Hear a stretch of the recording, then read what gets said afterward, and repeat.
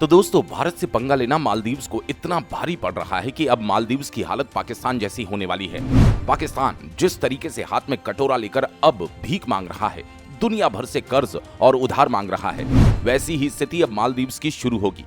पाकिस्तान के पास फिर भी व्यापार के कई स्रोत थे, लेकिन मालदीव्स के पास सबसे बड़ा फैक्टर टूरिज्म था और भारत के लोगों ने उसी टूरिज्म पर जबरदस्त चोट मारी। बिना सरकार के ऐलान और आह्वान के ही भारत के लोगों ने मालदीव्स को ऐसा झटका दिया कि मालदीव्स अब परेशान हो रहा है। मालदीव्स के राष्ट्रपति मोहम्मद मोइजू ने ऐसे ही अब भारत के विषय पर चुप्पी नहीं साधी है।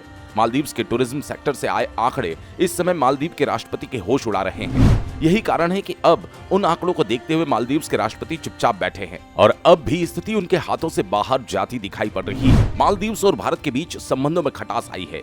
भारत से दुश्मनी मोल लेना मालदीव्स के लिए भारी पड़ गया।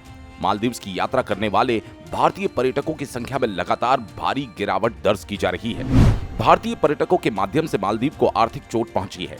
इस साल जनवरी से मार्च के बीच कुल 34,847 भारत के पर्यटकों ने मालदीव्स की यात्रा की, जबकि पिछले साल इस दौरान ये डेटा 56,000 से ज्यादा था। सिर्फ 3 महीने में ही मालदीव्स पहुंचने वाले भारतीय पर्यटकों की संख्या में 38% की गिरावट दर्ज हुई। जनवरी महीने में 12,792 भारतीयों ने मालदीव्स की यात्रा की और साल 2021 में मालदीव्स में भारतीय पर्यटकों की संख्या बढ़कर 29,000 थी। इस पिछले और इस साल के आंकड़ों में जबरदस्त अंतर है।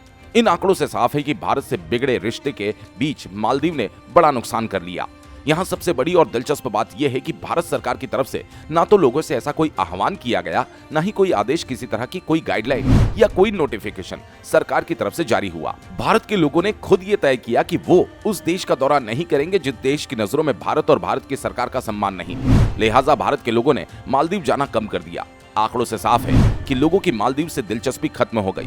भारतीय लोगों ने मालदीव्स को जिस तरीके से सबक सिखाया, क्या ये सही किया या गलत? आप अपनी राय कमेंट करके जरूर बताएं और हाँ, ऐसी ही इंफॉर्मेटिव वीडियोस पाने के लिए वीडियो को एक छोटा सा लाइक और चैनल को सब्सक्राइब जरूर कर लें।